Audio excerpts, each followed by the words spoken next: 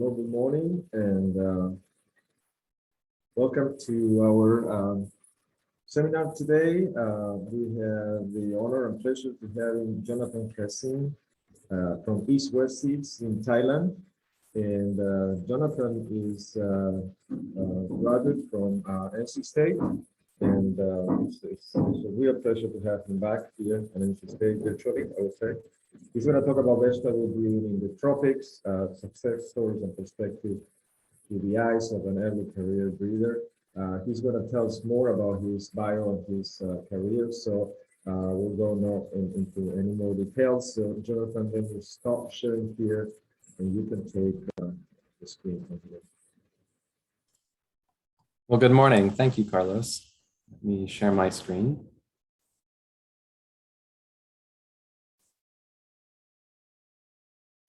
Greetings from East West Seed. I'm actually in the US at the moment on leave, so I'm coming to you from Pacific time. It's a little early in the morning. It's nice to see you all. I noticed when I was looking at the participant list that at least one of our East West Seed team, Pamela, is here. She's part of our Africa team. So welcome, Pamela. It's nice to see you. I'm going to talk about vegetable breeding in the tropics.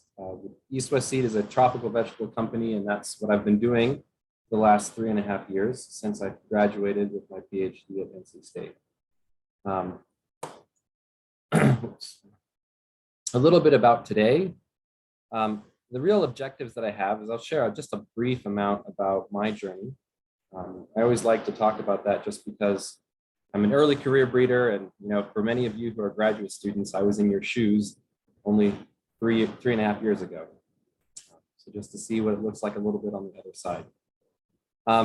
Some highlights about East West Seed as a company, and then some of the impacts that we've had in the tropics historically, and then some perspectives of my own on breeding vegetables in the tropics. And one of the things that's really wonderful about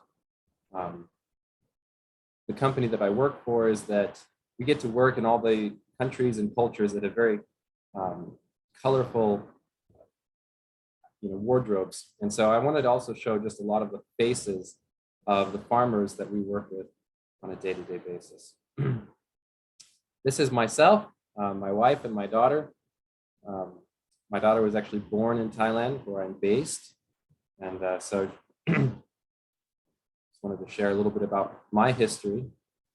I wanted to dedicate this presentation actually to my father, who he actually passed away a week ago, a little bit suddenly, but peacefully. So that's unfortunate. He was looking forward to being able to see this presentation. So I just wanted to dedicate it in memory of him. I didn't come from an agricultural background. He was actually a business guy in real estate.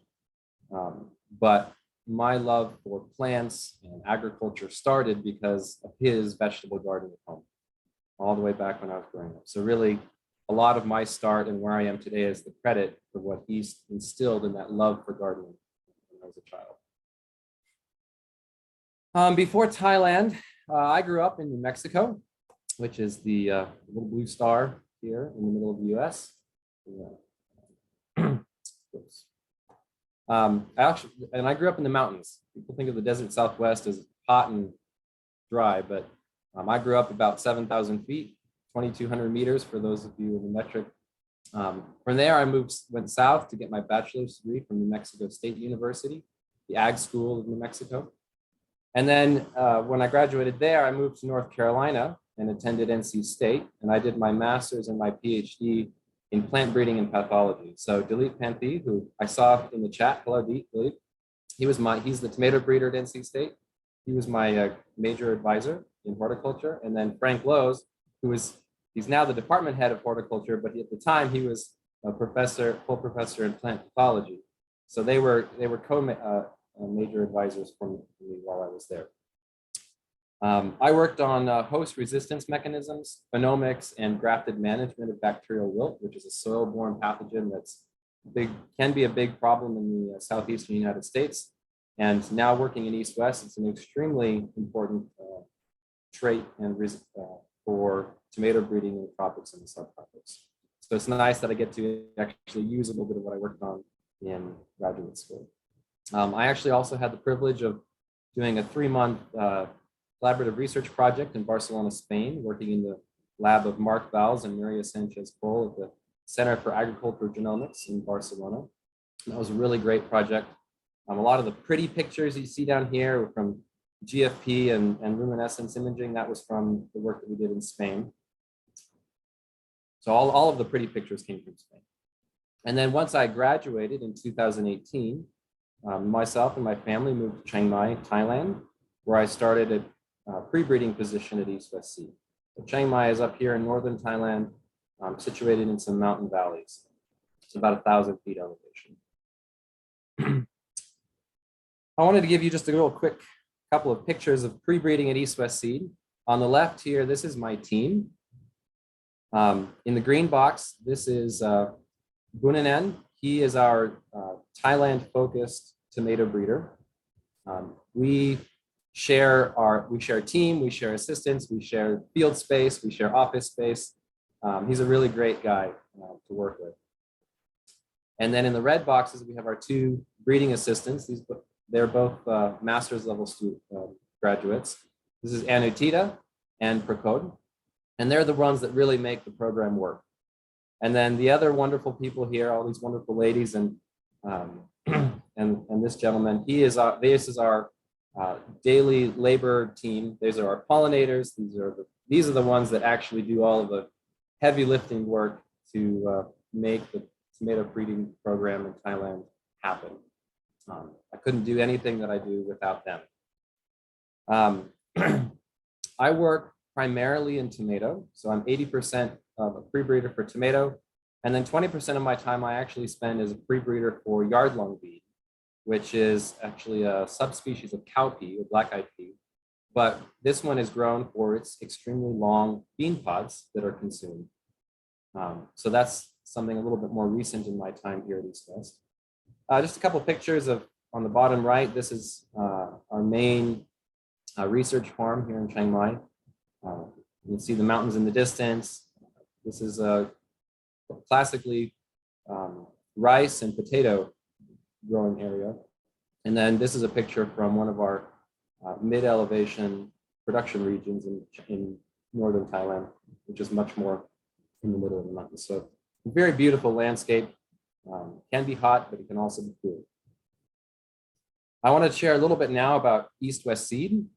If for many of you who don't know East West Seed, don't worry about it. Like, I didn't know anything about East West Seed until about the time I was looking for jobs. So I hope that you will have a little bit more information than I did. East West Seed, our mission is to provide innovative seeds and services that help improve the livelihoods of tropical vegetable farmers and promote sustainable farming and business practices. We really, our vision is to be the leading and most trusted tropical vegetable seed company in the world. We started in the tropics. We've built the industry in the tropics. We do work in the subtropics as well, especially depending on some various crop specific markets. But we really are a tropical vegetable seed company. This is the map of East West Seed.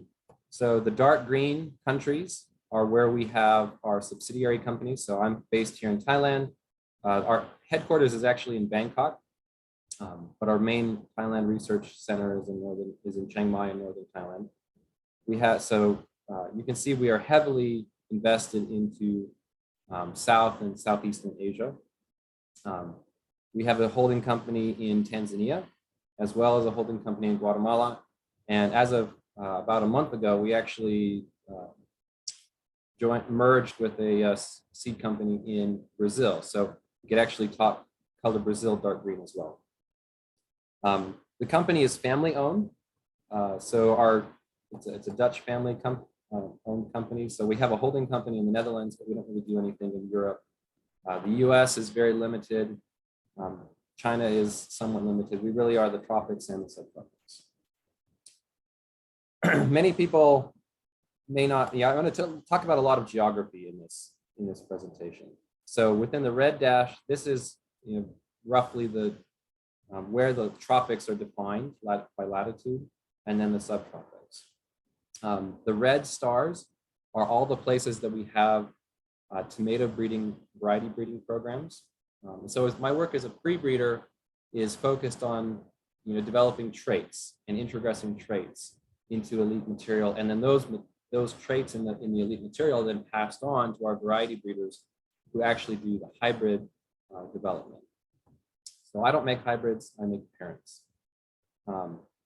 So we have a breeder in the Philippines, a breeder in Thailand, 2 breeders that are based in different major segments in India, and then we have a breeder in Guatemala. It's a great team to work with, very international. They're really great, skilled people. And then for yard-long bean, we have a breeder also based in Thailand and a breeder based in the Philippines. Yard-long bean is much more of a very Asian crop. It's big, but it's very much an Asian crop. East West Seed was founded in 1982. So actually this year is our 40th anniversary as a company. It was founded by a Dutch seedsman, Simon Groot. He was actually the 6th generation in his family for being part of the seed industry. Initially, we were based in the Philippines, but then we quickly moved the headquarters to Thailand. At the moment, we have about 80 crops and around 740 varieties that are sold in those crops. And these are varieties that are developed for the tropics, in the tropics, in the various countries where they're needed. As a company size, we're about just over 3,000 employees, and those are distributed across 19 research and development centers, as well as numerous regional seed production and distribution or sales zones. So we're all over the tropical belt. We also have East-West Knowledge Transfer, or East-West KT.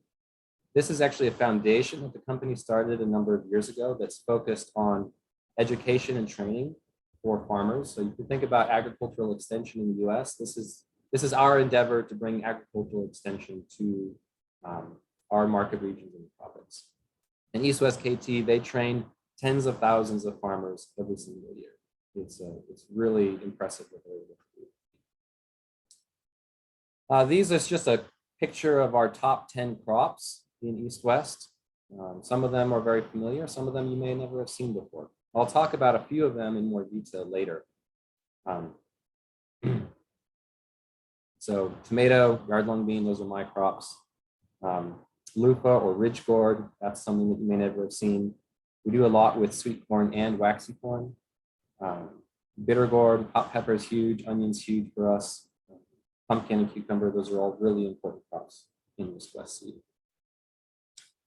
Proud moments that we've had as a company.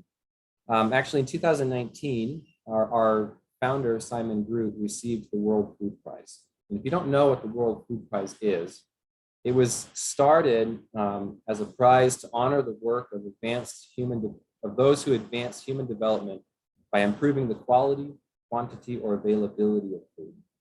So actually, Dr. Norman Borlaug, who we know from the Green Revolution in the 1960s and 70s, he's the one that started this prize.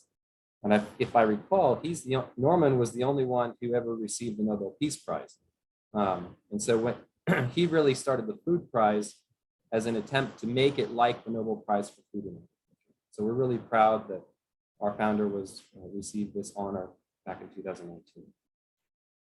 Another thing is there's an organization that ranks the access of seeds for farmers by various companies. So I think in the last index, maybe 35 companies, global companies that were ranked, and East West was ranked #1 out of all of those in 2019 for access to seeds around the globe, as well as for South and Southeast Asia. And that's really important to us because farmers are at the heart of everything that we do as a company. And so to be considered the #1 company that farmers can access quality seeds for quite a number of varieties that they want to grow is really important. And that's a big honor for us as well. We also made it in 2020 on the Fortune's Change the World list, 28 out of 53. And that list is put together to showcase the power of capitalism to improve the human condition. And that really is another way to encapsulate the vision that we have from East West that our founder started. We wanted to lift up Asia and just generally the tropics and subtropics by lifting up the quality of life for the smallholder farmers. Simon Groot was very famous for his saying, "A good seed can change the lives of millions." And East West has served nearly 23 million farmers worldwide. We also, as this is my last slide about East West, we don't forget about our biotech. We have a very world-class biotech division that supports a lot of the work that we do. We have a world-class marker technology platform and robotics infrastructure for that. So we can process tens of millions of markers every year. We actively are involved in sequencing new genomes for especially a lot of the crops that haven't gotten a lot of attention or maybe more region specific. And then we also have a strong cell biology and tissue culture division that does things like double haploid production for various crops. That's really important for our success as a company as well. So now I want to switch to some of those perspectives of breeding in the tropics. And again, every single one of these pictures that you see is one of our the farmers that we support. They're growing our varieties. They're making a living because of the work that we do. And their lives are improving because we are developing varieties that are tailored for their environments. The first perspective that you could almost say that this presentation is a little bit of the things you didn't learn in graduate school, but also the things that it's really difficult to learn in graduate school until you get into the industry. So one of the things that's just always shocked me is just the volume and scale of agriculture in the tropics. I'm going to talk a lot about tomato because that's what I know best, but this is just a picture from one of our East West seed production factories and packing facilities. If you've ever gone and visited, say, like a corn or a soybean distribution center in the US, it's just astonishing how huge the volume is. And vegetables are usually a much smaller seed. So I want to start with this little case study. This is a bag of seed, and this is my hand. And I want to ask the question, how many meals are in this bag? So let's do a little tomato seed bag math. So this is a 7-kilo bag of tomato seeds, so 14 pounds. And based on the weight of tomato seeds when they're dry, that's about 2.1 million seeds. If we talk about the average yield for an average variety in the tropics, we could say that the average yield per plant is about 3 kilos of fruit per plant. And the average fruit size is maybe 7 grams. So that means that this bag of 2.1 million seeds can yield 90 million fruit, or roughly 6,363 metric tons of tomatoes. That's a lot of tomatoes. In 2019, the FAO estimated that the global tomato consumption per person per year is about 20.5 kilos per year. So if we just do the simple math, that means that this bag of tomato seed, when it's grown, could feed about 310,000 people tomatoes for a year. And just for context, for all of you NC State people, the population of Raleigh specifically is about 400,000. So this could almost feed most of Raleigh tomatoes for a year, just this bag on that. To me, that's astonishing. And then what's even more astonishing is how many farmers will make a living from this bag in the tropics. So the average farm size in Southeast Asia is less than 2 hectares. So that means the smallholder farmers are the majority of farmers in Asia, the majority of our customers. So this 7-kilo bag of seeds comes out to roughly, almost 2,000 seed pouches, and that's what the farmer is actually going to buy. And the pouches can range in size, but our commercial people tell me that's roughly how many pouches they get out of this bag of seed. A smallholder farmer is generally going to grow about 2 pouches on average, which means this bag of seed is going, has the potential to help, almost 1,000 farmers earn a living in this coming year. And to me, that's really amazing. So then if we start to widen our scale, how big is the tropical tomato seed market? Well, let's do a little bit of comparison. Lots of people talk about the European tomato seed market, which is oftentimes indeterminates grown in greenhouses. And that seed market is roughly 8,000 kilos of tomato seed, just for Europe. And the average seed price is about $50,000 per kilo. Very expensive seed, not a lot of volume. So if we go back at that seed bag, that means that for the entire European market, they demand about 1,100 bags per year. Cool. The tropical tomato seed market is roughly 105,000 kilos of seed, 105 metric tons of tomato seed. But the average seed price is only about $2,000 a kilo, so much, much cheaper. But that means that in order to provide the tomatoes that are demanded for the tropical market, East West Seed as a tropical vegetable company, we're looking to sell 15,000 of those seed bags. So it's low price, but it's enormous, enormous volume. You can just imagine the logistics of trying to produce that much seed for that many people. Which then leads to my next perspective, which is what I call the 2050 problem. And I'm sure many of you have seen this picture and heard about that. The United Nations put together a report about 5 years ago, 10 years ago maybe, and they updated it 5 years ago, about their estimate of the global population by 2050. And everybody, this is where many people talk about, by 2050, we're gonna have another 2 billion people on the planet that we have to feed. And, I've, in graduate school, I heard a lot of presentations from a lot of people in the US, in Europe, saying, we're gonna have 2 billion more people. We got to feed them, invest in my technology. Here's the research I'm doing to do that. And that's great. But I think one of the things that is often missing from that perspective is, where are those people going to live and eat? So let's see. Half of that growth by 2050 is expected to be in only 9 countries. So there are some countries that are having exceptionally large growth rates. And they're going to account, in 9 countries, will account for 10 billion or a billion of that 2 billion people. 8 of those top 10 countries are in the tropics. So if you look at this graph on the left, you have India, Nigeria, Indonesia, Pakistan, Brazil, Bangladesh, Democratic Republic of the Congo, and Ethiopia. Those are the 8 of the 10 are in the tropics. Nigeria has actually got the fastest population growth rate, and they're expected by 2050 to be the 3rd most populous country in the world, passing the United States. And most of these countries in the tropics have high rates of smallholder farmers and local consumption. And also many of the African countries in the tropics are still rely on more low performing open pollinated varieties. Or very, very old inbreds. And so the yield is not great, the disease package is terrible. And so there's also a big need for conversion to modern varieties, in many cases hybrids. So who is going to breed the varieties that these 2 plus billion people are actually going to grow and consume? Just to give some more perspective, let's go back to some of the geography. So if we look at the United States as a country, the population in 2022 is 331 million people. And that somebody at some point in time did some fun overlays of different countries over the United States, just for size perspective.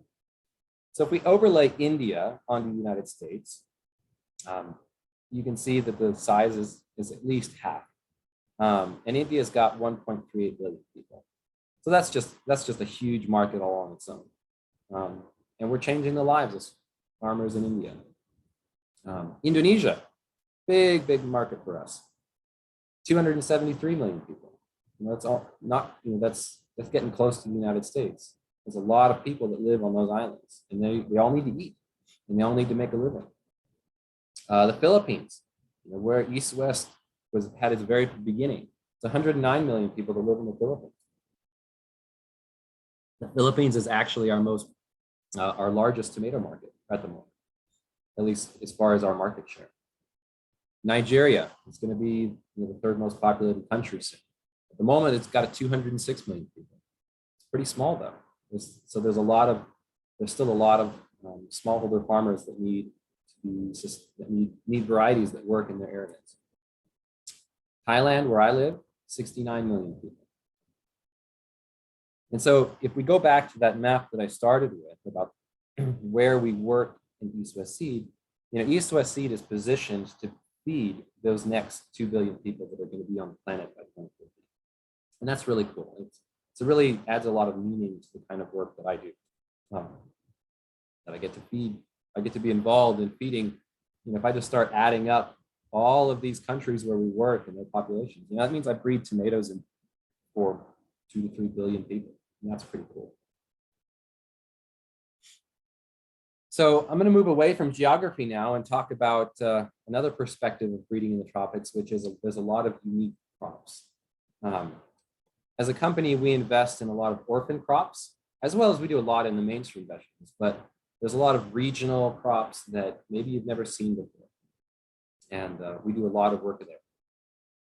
And also by working in some of these more unique region-specific crops or orphan crops, it can have a pretty significant impact on improving the lives of local farmers and local farming communities. And at the end of the presentation, I'll highlight one of those success stories that we've had. That also means that a lot of these crops have little to no agricultural improvement. And so there's a large initial genetic gain potential that is available for breeding in these crops. But at the same time, there's little to no genetic or genomic resources. There's, in many cases, there's not even a reference sequence available yet. So we have, even since I've been at East West for the last 3.5 years, I would say we've made reference sequences to at least 3 different crops that didn't have any in the public realm.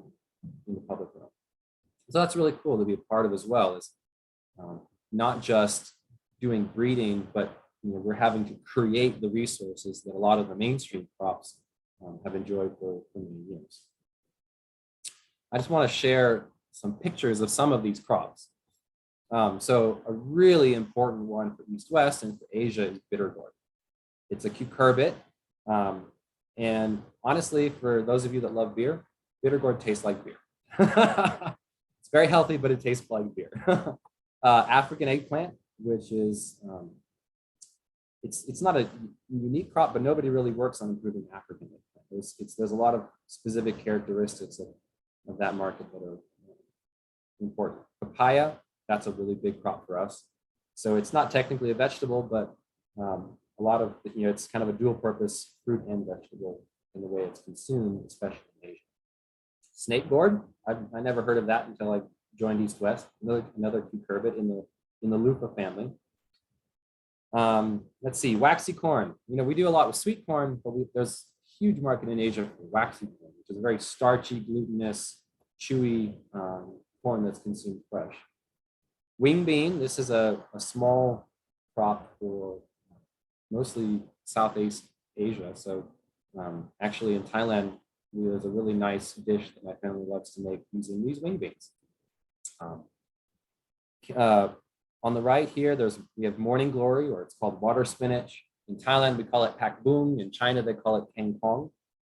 It's a vegetable morning glory. So they eat the stems and the leaves in a stir fry. Very healthy, very, very tasty. But it's a crop I've never seen of before. Wax gourd, that's a pretty common Asian vegetable that I only saw it in the field one time in North Carolina when I was in grad school, and that's because farmers said, "Hey, I'm growing this for some of the local Asian immigrant communities." That's really cool, but it's a major crop in Asia. And let's see, butternut squash. That one's not really a new crop to me, but historically, butternut squash was always more of a cool climate in the Northeast United States. You could grow it in the Southeast, like in North Carolina, but then you started to have some heat adaptability issues. But we work on hybrid butternut squash for breeding for growing in the tropics. And to me, that's just really neat, taking a crop and putting it in a new place. There's a lot of region-specific melon segments that I've never even seen in the US. It's a very different kind of muskmelon or cantaloupe types that are present, especially in Thailand. Totally different market requirements and taste preferences. Okra, is one that we're putting a lot of work into right now. Marigold is huge. We actually breed some flowers. And I never thought of marigold as a major crop until coming to Asia. But if any of you have ever been to Southeast Asia, it's a very Buddhism is the major. Buddhism and Hinduism are the major religions, and every single temple and every single festival and every single greeting to guests always has marigolds in it. And so that's, it's a crop that you never would have thought about until you visit here. Some other flowers that are small but interesting. We grow the roselle hibiscus, which is used to make a drink, and then we also grow the butterfly pea, which is a legume that's actually, the flowers are used as a food dye and also as a tea. And then ridge gourd, that's another one that I've mentioned before. So anyway, just to give you a snapshot of some of the unique crops that we work with in the tropics. Another perspective is just the environments. Most people, when they think of the tropics, they think, oh, it's just hot and humid all the time. Well, that's somewhat true, but it's not, that's a very limited view. The tropics have 3 seasons, what we call hot and humid, cool and dry, and hot and dry. There's also some pretty significant variation in elevation that has a really significant role in the adaptability of varieties, some more so than I've ever seen in the United States. And then there's also some aspects of soil ecology, especially for vegetables, having to do with drainage, soil compaction, just different farming systems, different environments, and I'll talk about that in a little bit. I want to talk about the seasons. These 2 graphs are the temperature and rain and precipitation averages of each month of the year. So the big one, this is Chiang Mai, Thailand, where I work and breed. So then the months are on the bottom. The red line is the average temperature, and the blue bars are the precipitation.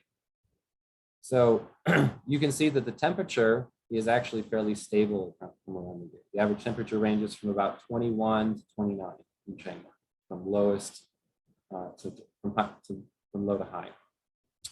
But the rainfall is very concentrated into about 6 months of the year. And that's pretty typical of a tropical environment where you generally have half a year of dry and half a year of rain. And so on the bottom, I've highlighted how we would break down the seasons. So starting sometime in May is where we would really say that the hot and humid season goes, and that goes to about October. And then the cool and dry period starts in November, and that goes to February. And then we have a small but concentrated season of the hot dry, which really is March and April. And that's where we get our highest temperatures and generally some of our lowest precipitation. So it's hot and it's wet, I would say. But honestly, if you compare it to the small graph on the left, which is the exact same information, but this is actually for Raleigh, where NC State is. And I highlighted that in July in Chiang Mai, the average temperature is about 26 Celsius. And in Raleigh in July, the average temperature is also about 26. So really, the tropics aren't really that hot and humid. It's just like being, an extended version of Raleigh in the summer. But the big difference is, the temperature and precipitation trends are kind of inverted, right? So there's a large variation by season or by month for temperature, but precipitation is roughly the same. And this is also really a nice comparison because the average rainfall or precipitation in Raleigh is about 46 inches a year. And in Chiang Mai, it's about 44 inches a year. So very comparable environments. So everyone always thinks, oh, you're from the US, it must be super hot here. I say, no, it's just like being in tomato fields in the summer.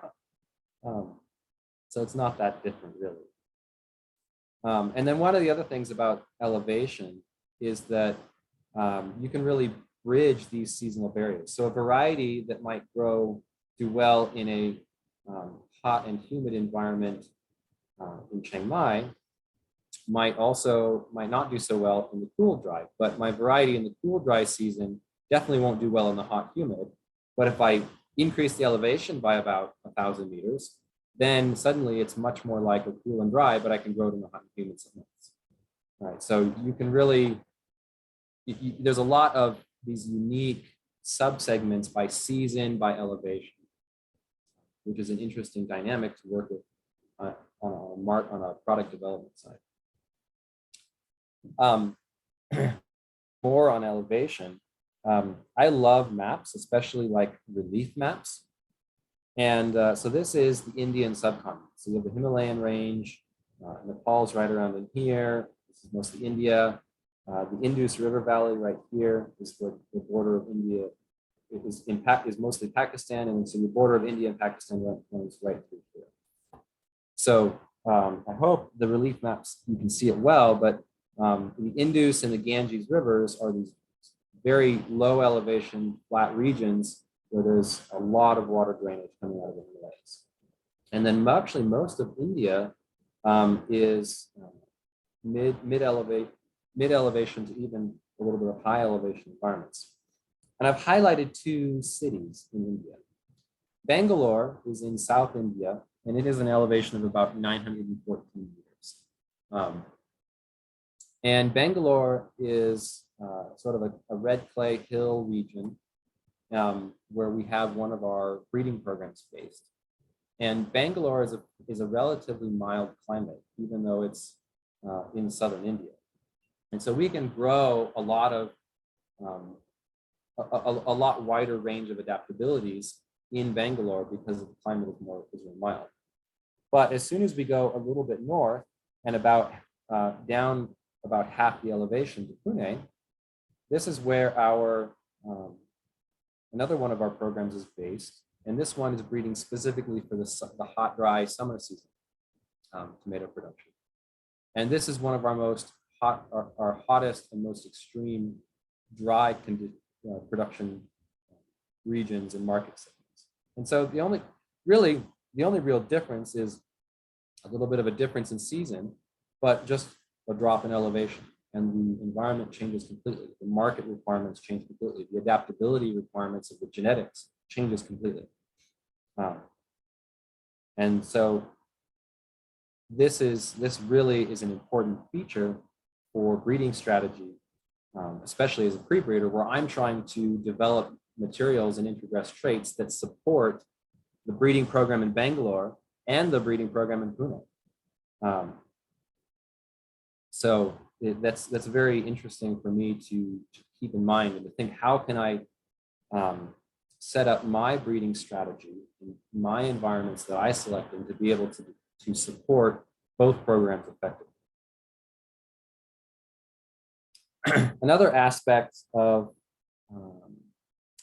working in the tropics is the kind of soils that we grow. If you think back to, so many of you have had a soil science class, maybe in graduate school or even in undergraduate. And about the only thing I ever learned about tropical soils is that there's a lot of, there's a high amount of rainfall, which means the soils are heavily degraded. And that generally means there's a lot of salt stress from the soil condition, and this can be some aluminum toxicity. That's about all I ever learned. Now I work in the tropics and I have to learn a lot more about the soil, because the soil has such a huge impact on both the adaptability and the productivity of the crop. Because we work with smallholder farmers in a lot of developing nations and trying to lift up these nations by lifting up the farmers, that means that there's a lot of transition for our farmers that used to be low-income rice farmers, growing paddy rice or dryland rice, and then they're switching to vegetables because it's much more profitable for them. And so that means that they're starting to grow vegetables in fields they used to grow rice in. And this is a picture that I took from one of our research farms, and that we were digging an a drainage ditch at the time, and it was just such a perfect picture because this is about 1 meter of soil profile. And this is a field that historically was paddy rice in the rainy season and potatoes in the dry season. And now we're trying to grow vegetables and breed vegetables. And so this, this soil is very equally divided into, a reasonable clay loam, red clay loam topsoil, or I suppose it might be the 8 horizon. Don't quote me on that. But then as soon as you get, about a foot down, then you hit what makes a classic paddy rice field, where you have the plow line, which is a low oxygen environment, which is why it's blue. And then below that, you have your soil that has a lot of very poor drainage, holds a lot of water for a long time, and that's why it has that purple color. So imagine trying to grow tomatoes, which like drainage. They don't really like to have their roots wet in a field that's historically rice. So as a farmer, that's really difficult to get good productivity. And so as a breeder, I'm actually selecting in this environment so that I can develop varieties and elite material that actually is more adapted to this kind of condition. What also goes along with that is there's a lot of soil compaction, both because of the drainage issue in these lowland regions, but also because there's a lot of clay in these lowland regions. It's very weathered soil. So that's just also something that you have to consider. And even just in the design of trials as a breeder, I have to take the soil condition heavily into account. And I have a reputation with our farming team of always complaining about the drainage, because it has such a huge effect on my ability to select. If I have, inconsistent water drainage throughout my breeding trial, how can you select appropriately for vigor and for yield when you have the cofactor of drainage? So the field preparation, that's something that I have to spend a lot more time working with and adjusting and setting up my breeding designs and statistical analyses to account for. Now, there are some exceptions to some of this drainage and soil thing. And that's some of the unique farming systems that we experience, especially here in Southeast Thailand. So one of our markets that always astonishes me is actually in Myanmar, Burma. And there's a lake in Myanmar called Inle Lake. And there's a farming community that lives on this lake in stilt houses on the lake. And they don't have motorbikes or cars, they have boats. And their fields are literally rows of soil in the middle of the lake. And so they manage the crops in the boats. And when I first saw it, I said, how on earth is it possible that you can grow tomatoes in a lake? Well, they're doing it. And it's a big market that our Thai breeder breeds for. In central Thailand, this is a very low region where drainage is very limited. There's a lot of rainfall. This is an area where we grow it's a big market for the water spinach, that vegetative morning glory. And you can just see kind of this is the ideal environment for water spinach. It likes to grow in the mud next to the ditches. And so we just sort of flood the fields and grow them in the mud. And that's what they love. I also work on yard long bean, as I mentioned, and this is a couple of provinces in central Thailand where they grow yard long bean, and it's similar, kind of the same area where this left picture with the water spinach, but the way they irrigate their crops is they have these little canals between all their beds, and they just have this little boat that's shooting the water. It's very simple, but it's so not something that you are ever exposed to in graduate school in the United States of Europe. But this is the farming. This is where they're growing the crops. That are going to feed their families and make a living. And so as a breeder, this is what we have to breed for. So the last part of my talk, which I'll try to go quickly through, is of breeding in the tropics that East West Seed has had, and that I get to enjoy the fruits of. So I'm going to highlight one of our tomato, a story from tomato, from onion, and from bitter gourd. So tomato, we have this variety in the Philippines called Diamante Max or D-Max. And this one is a really interesting story. So this is the best tomato hybrid that East West Seed has ever developed. It took about 9 years to develop from the time those first crosses were made for what ended up becoming the parents.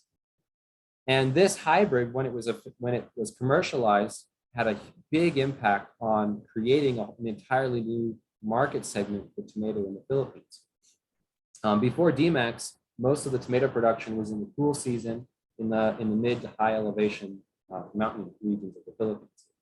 But when this program was started, they specifically wanted to breed tomatoes for a lowland environment. So anywhere from sea level to about 1,000 feet elevation, where it's hot, it's humid, there's a lot of rain, there's strong bacterial wilt pressure, there's strong begomovirus pressure.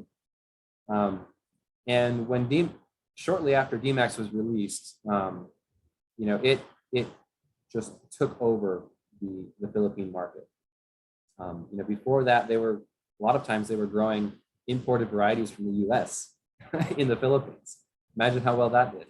And even today, it's 10 plus years later, it still has 80% of the Philippine market share. That's how groundbreaking this variety was. One of the other things that it did is it helped stabilize the tomato prices for farmers in the Philippines. So before, because all the tomatoes were produced in one season, and then no tomatoes were produced in the rainy season, the price in that cool season where everyone's growing tomatoes could be 10 cents per kilo of fruit.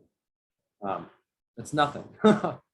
And then in the rainy season, when there's an extreme demand for tomatoes because nobody can grow it, the price for the tomatoes would go up to about $3 per kilo. So it's this huge economic swing each year. But then after D-Max was introduced, suddenly you could produce tomatoes in both seasons.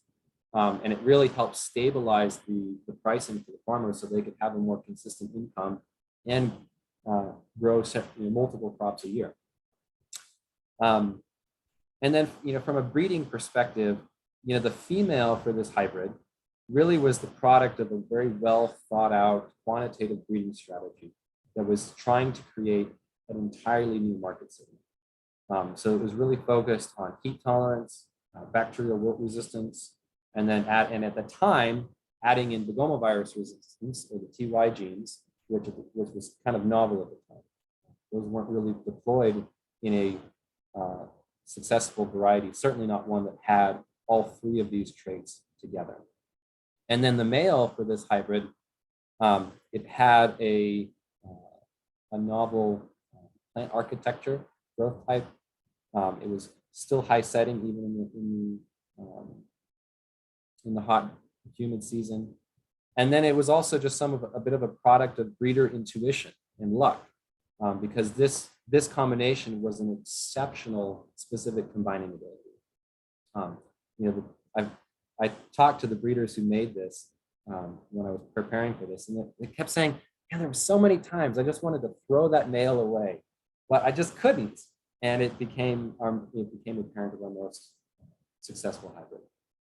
So, so this story is really, brings together that the science of plant breeding and that the strategy and the quantitative data and moving that distribution, the mean of that distribution, combined with some of that art of breeding, which is the skill, that intuition that a breeder develops.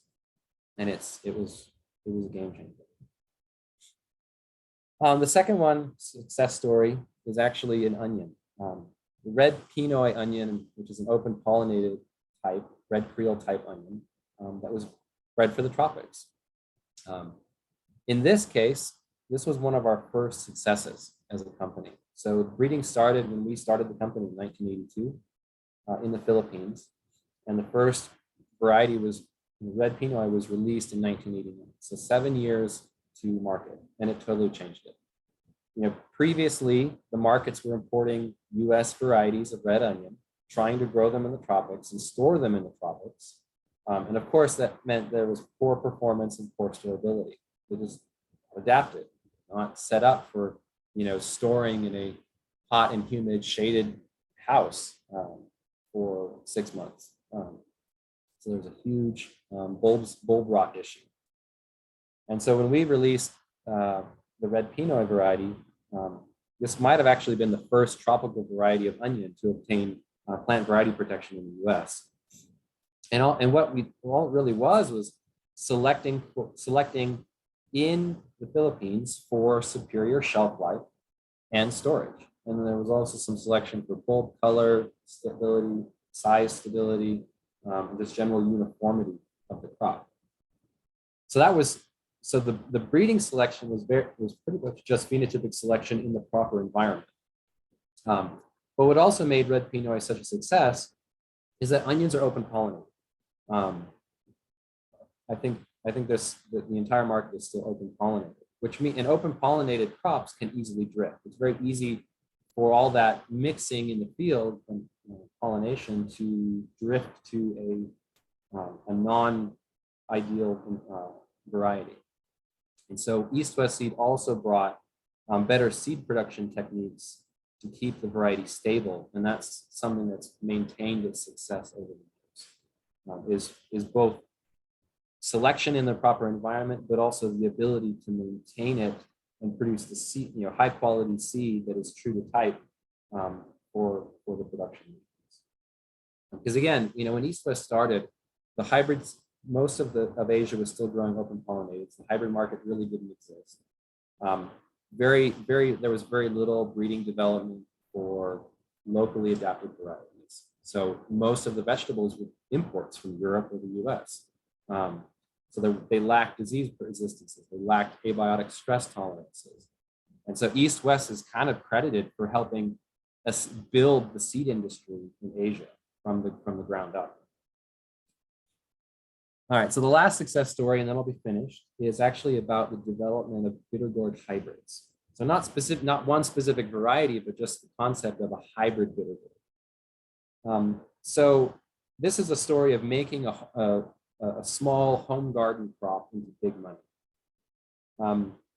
So in Asia, the cucurbit bitter gourd is a cucurbit crop that is loved, very loved. It's as bitter as beer. Like when I first tasted it, I thought, my goodness, I feel like I'm eating an IPA. And I don't particularly care for IPAs. But bitter gourd has a very treasured place in the cultures of South and Southeast Asia. It has a lot of health and nutritional benefits. So it's very good for health to consume it. It's usually cooked either in a stir fry or a soup with some kind of, usually pork, to kind of balance, so you have that fatty that balances the bitter a little bit. And actually, East West released Asia's first bitter gourd hybrids in 1985. The performance and return on investment led the farmers to switch from open pollinated varieties to hybrids. And it went, because of the introduction of the hybrids and hybrid vigor and that came with it, it went from a home garden crop to becoming something that farmers would make a livelihood from. Just for a little bit of context, like in Vietnam specifically, the introduction of hybrid bitter gourd led to doubling in yield compared to the traditional pollinated varieties that were being used. So in those early days of breeding, they focused on development of those local varieties. So varieties that were selected for Thailand, varieties that were selected for Indonesia, varieties that were selected for Vietnam or Cambodia, or the Philippines, or India. So these are actually Cambodian farmers. This is Indian type of bitter gourd, which is often shorter and actually more spiny versus large and smooth. And then they just started making test cross hybrids and looking for high yield, larger fruit size, and they brought in downy mildew resistance, which is a really big need in the tropics. And then the other thing is that in the 80s, when we started trying to get farmers to try these hybrids, they were actually very hesitant to even put them in the field. They didn't think they would work. And so the adoption was kind of slow, but I think at this point, the market has shifted from 0% hybrids to maybe at least 80% hybrid bitter gourd production in Asia, because we started introducing developing hybrids. And one of the things that we had to do a lot of work with was marketing the value of the hybrids. And so there's a simple economic analysis that you can do called the quality seed multiplier. And that was actually used as part of the marketing strategy to get farmers to think about that they might be paying more for hybrid seed, but they're getting so much more out of it. And so for the initial bitter gourd hybrids, the QSM was calculated to be 11. And what that really means is that for every dollar that the farmer puts in to the seed, to the extra seed price, they're going to make $11 more return on their investment. And so that once farmers really started to see that economic value, it became good money for them.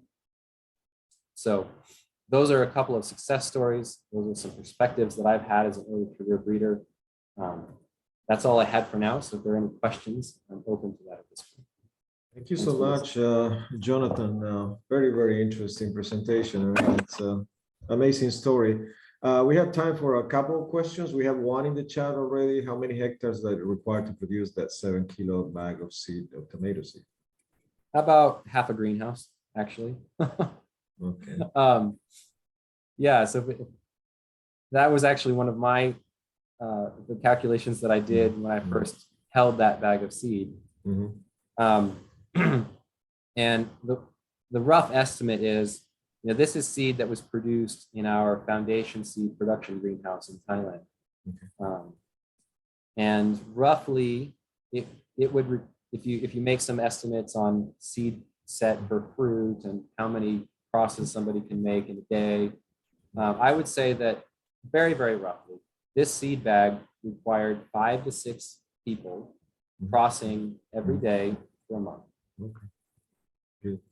Have you used wild species or land races or other types of germplasm in your breeding approach, pre-breeding approach? Yes, definitely. In tomato, the wild relatives are where we always go for disease resistances. So I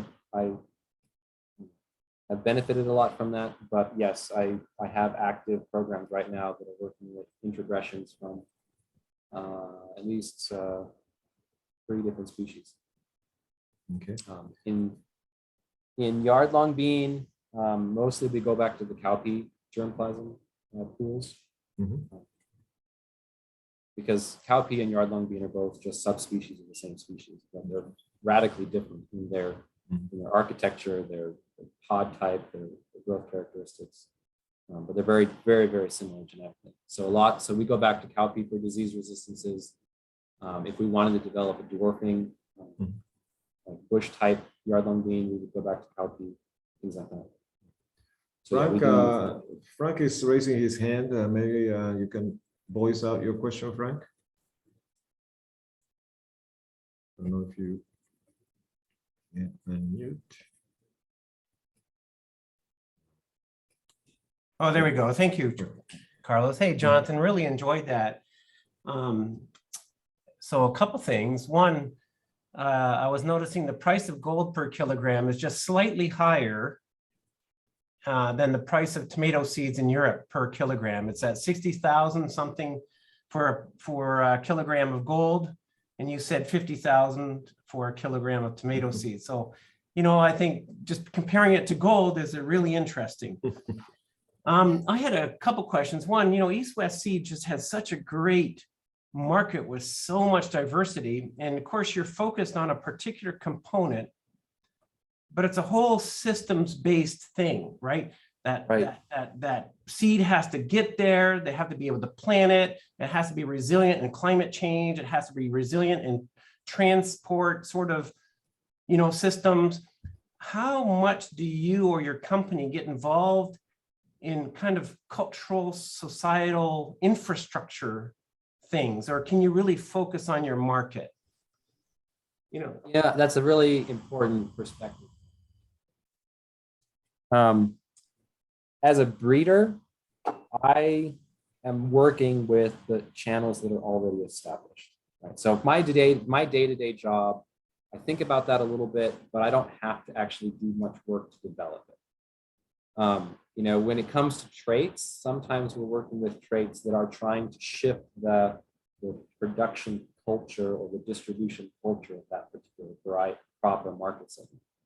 So if I go after a trait that I think is going to double the shelf life of one of these crops, that has a big impact on the downstream producer and distribution channels. So I deal with it personally on a trait by trait basis. As a company, that's been a huge component where we've had to put a lot of work in historically. The stories that I hear from back in the 80s when we started, like there was no seed dealers, there was no, there were very few companies even working on developing varieties adapted to the tropics, let alone being able to produce a high quality seed that was free from disease, that was true to type, high germination. Like all of those infrastructural parts of the seed chain that many times we can just take for granted, they didn't exist. And so, it was both, we had to develop the varieties, but then we had to go and, find people who would be willing to become seed distributors and seed producers. It was a total change in the culture. And in Asia, that's become pretty solidified at this point. It took us 40 years to really get to where we are, but we did it. If we start looking at a lot of the markets in Africa, they are now experiencing that transition. And so we're at, especially with our Knowledge Transfer Foundation, we're educating the farmers on how to become better farmers, how to maximize the value that a hybrid seed can bring. And then also working with developing those distribution channels once again in a whole new part of the world. So it's something that we continue to work very heavily on. I'm sorry, I'm gonna have to cut this very interesting conversation. There's a couple more questions in the chat, Jonathan, that I took note of them, and I'm gonna relay them to you so you can answer via email after this seminar, okay? If that's okay with you. That's fine. Thank you so much for an excellent presentation. We have next Thursday, we have the last seminar of the series by Dr. Valerio Hoyos Villegas from McGill University in Canada about phenomics-enabled breeding, crop improvement for solving grain challenges. Look forward to having you as in the audience, and thank you so much, Jonathan. Best of luck now that when you return to Thailand and get into your hot, humid season. Thanks everybody for attending, and have a nice rest of the week, okay? Thanks a lot, Carlos. Take care. Bye-bye.